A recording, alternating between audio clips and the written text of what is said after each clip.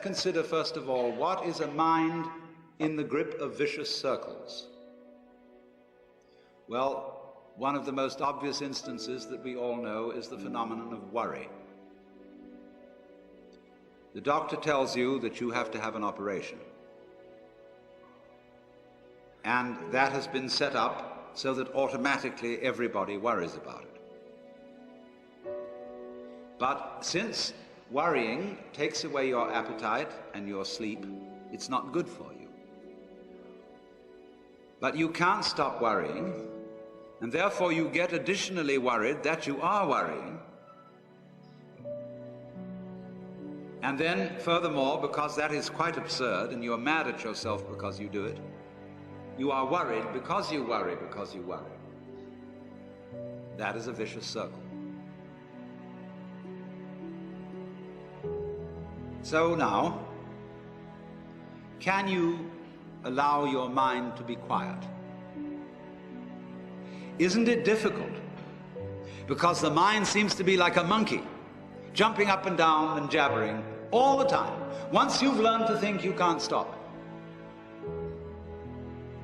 And an enormous number of people devote their lives to keeping their minds busy and feel extremely uncomfortable with silence. When you're alone, nobody's saying anything, there's nothing to do. There's this worry, this lack of distraction. I'm left alone with myself, and I want to get away from myself. I'm always wanting to get away from myself. That's why I go to the movies, that's why I read mystery stories, that's why I go after to girls, or anything that you do, or get drunk, or whatever. I don't want to be with myself. I feel queer. So, well, why do you want to run away from yourself? What's so bad about it? Why do you want to forget this? Why do you want to become yourself?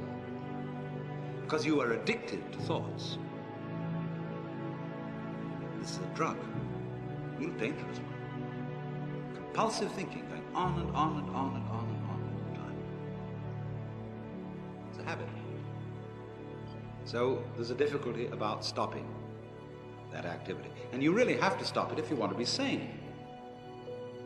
Because if I talk all the time, I don't hear what anyone else has to say. Then I'll end up in the situation of having nothing to talk about but my own talking. Or so in exactly the same way, if I think all the time, I won't have anything to think about except thoughts. So in order to have something to think about, there are times when you simply must stop thinking. Well, how do you do that? The first rule is don't try to. Because if you do, you will be like someone trying to make rough water smooth with a flat iron. And all that will do will stir it up. So in the same way as a muddy, turbulent pool quiets itself when left alone, you have to know how to leave your mind alone.